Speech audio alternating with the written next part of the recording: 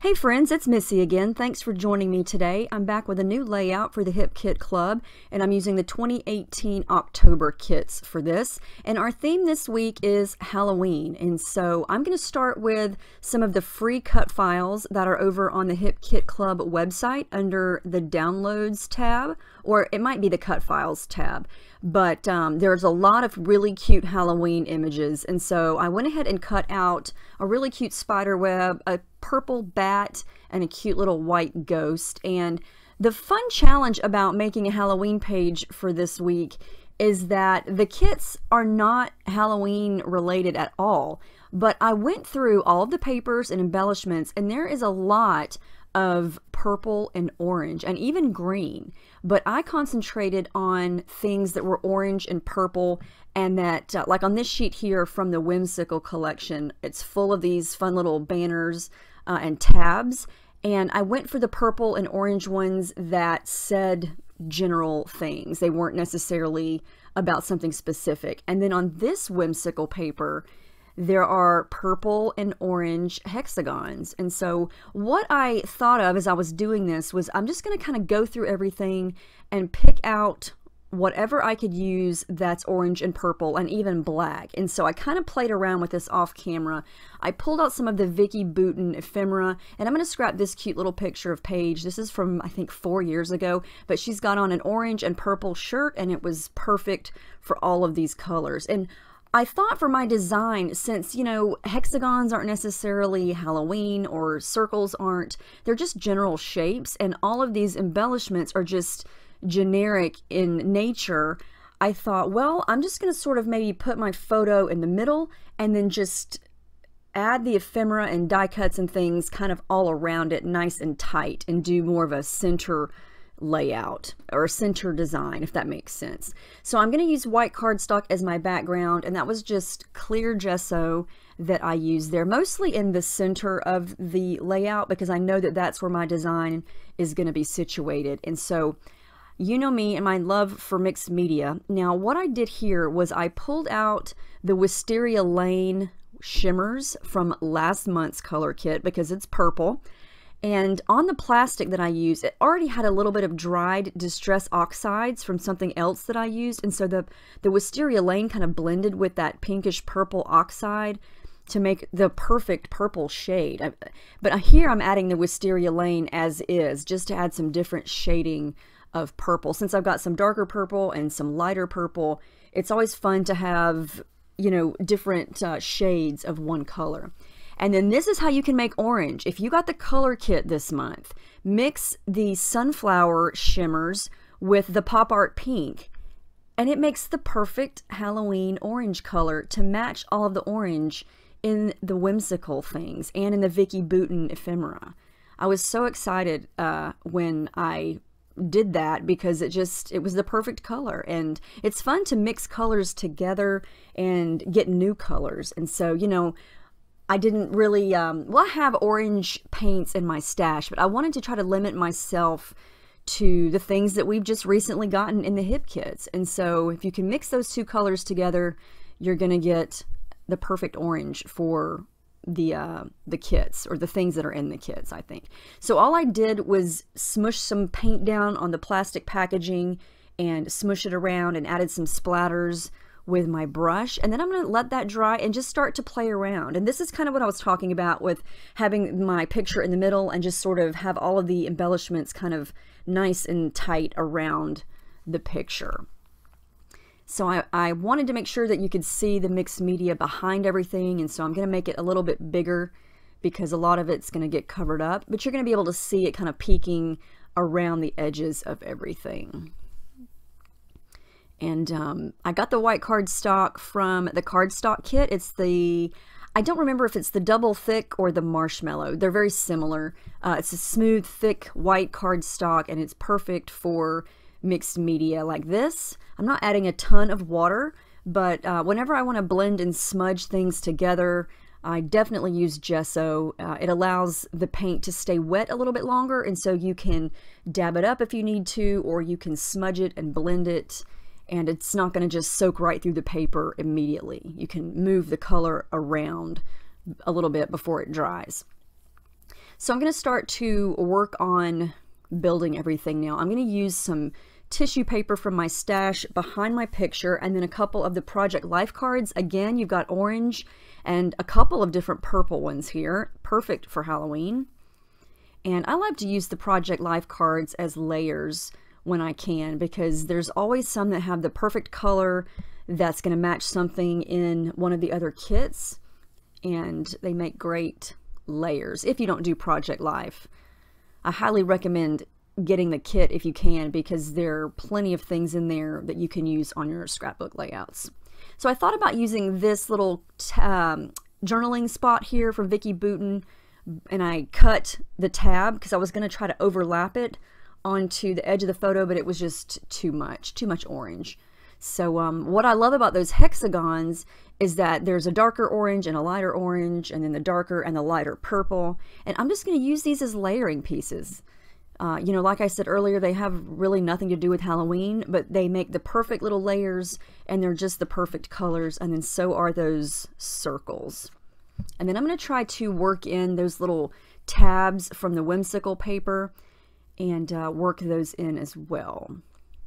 I love those little icons from the cut files. That little bat is so cute, and I cut that on one of the whimsical papers also. I believe it's the back side of the paper that's got all those different color tabs on it. So now I've kind of glued all of that together. I can just kind of move it around as one big unit, and I wanted to back the eyes and the mouth of the ghost, and so I just get a scrap paper, a scrap piece of white paper, and put some black ink on it, and then cut it out and stick it behind there. So now his eyes and mouth are a lot more visible. And I cut the spider web on one of the Jen Hadfield papers, the black and white paper that's in the main kit.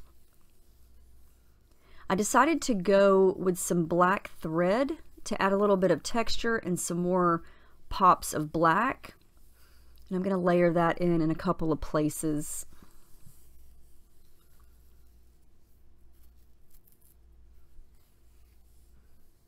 I think Halloween is probably, of all the holidays to scrap, I don't know why, but I just think Halloween is the most fun. I don't know if it's, I just like the colors. I like adding in, you know, I don't use orange a lot unless I'm making a rainbow layout of some sort. And so it's fun to use a color that I haven't used in a while. And I do love working with purple. And it's even fun to add green in the mix and black. It's just a fun holiday to scrap. I think it's because all the little ghosts and bats and witches and cats are just cute and fun to play with. So I'm adding some rub-ons, and now these are from Whimsical, and they're just the little, if you look on the rub-on sheet, there's a bunch of little like X's, like little stitch marks, and then little like V-shapes, almost like a different type of stitch.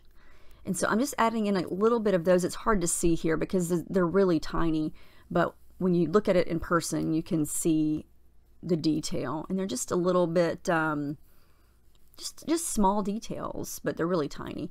Now this came in, I believe, the Project Life kit. It's the Heidi Swap stamp set, and I really love that square down at the bottom that kind of starts light and then gets darker with little tiny dots. And I just wanted to use this as a detail. So I'm just adding a little bit of this stamping work to the background. And again, it's hard to see here with everything on top of it, but you can see the little circles kind of peeking out from behind and underneath the picture.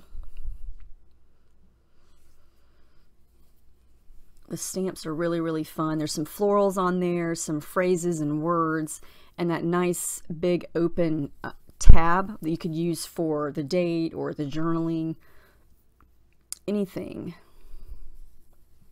I added some eyes to the bat because I wanted him to actually be looking at something instead of just being having white eyes, and so I added some black ovals to his eyes.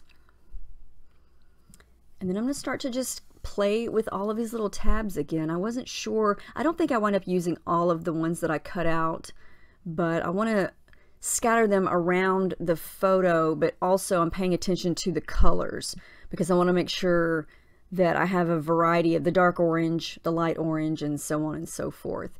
I do use a couple of the word phrase stamps from the Heidi Swapp stamp set here. And these are general statements that can be used on any, any layout with any theme. These have nothing to do with Halloween. But I think it's fun to just, you can obviously tell this is a Halloween layout, even though the word Halloween isn't even on it. And back in the day, or I don't even say back in the day, maybe just up until a couple of years ago, maybe even last year, recently, I don't remember. My point is, I used to think that I had to have the word Halloween on the layout. If I'm making a Christmas layout, it's got to say Christmas on it. And I've learned to just realize that that's not the case. You don't have to have the name of the season or the day on there. I think I mentioned that last week in my fall layout, that I felt like, you always have to use the word fall on your page, and I didn't. And I was saying how it's fine, you don't have to. So I just decided to go with wicked cute. I thought wicked was enough of a Halloween type word, and I used the little alpha stickers from the Whimsical sticker book, and then I used those shiny metallic gold thickers to create the word cute. And I thought it was short and sweet, and it's just a cute picture of her in a cute Halloween shirt. It's not a monumental event that requires a long and drawn out and well thought title. It's just a cute layout with a cute picture, and so that title is fine with me. Sometimes I want the title to be creative and to be well thought out, and sometimes it just doesn't matter, So yeah, and if there's something that you want to say that you can't fit into the title, then just talk about it in the journaling. There are no rules. You can do whatever you want. I am going to add glue behind all the stickers and the thickers because 9 times out of 10, they are not going to stick if you use gesso. Because especially the clear gesso, it tends to be gritty.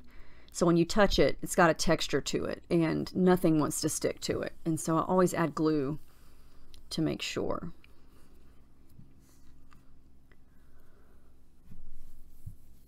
More thread. I felt like I needed a pop of black down there underneath the picture. And in the end, you know how metallic gold works. If you don't see it just in the perfect lighting, it looks dark. And in this case, whenever I use something metallic and I try to take my pictures at the end of my layout, I try to get it in the light so you can see the reflection of the gold. But in this case, I kind of wanted it to look dark because it's a Halloween layout and I have a lot of black going on. And so the stickers actually look black in the final picture, or they look dark, and I'm fine with that. I wasn't necessarily going for the gold look. But you can see them shining in the close-ups also. Now this is one of the sticker sheets. I believe this is Jen Hadfield, and we have black stickers with, it's almost like a white cream color type on it, and I'm going to use a couple of those again to add some more pops of black.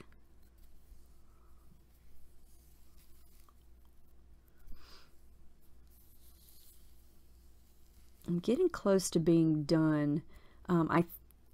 I finished sticking these on, and then I took a break, and when I came back and looked at it after I did my journaling, I felt like there was too much white space, I guess because everything was so concentrated toward the middle of the layout, and so I decided to jazz up the edges of the layout to give it a little bit more interest. And so what I did was I pulled out the sheet that I had used to cut the spider web out, and since I had cut a chunk of it out to stick on my cameo mat, I went ahead and reattached it to make it 12 by 12 again, and I just used some washi tape from my stash, and so now I have 12 by 12 again, and I want to kind of outline the edge of the layout with this black and white paper. And so all I'm going to do is kind of crookedly slice off a little bit on either side and then attach it to the paper. And that's a great way to get some interest on the sides, or you could do this on all 4 sides. You could do it on the top and the bottom. Sometimes I do it on the top and the bottom, and it just depends on the layout. Depends on if I've got a lot of white space, I feel like it needs some interest.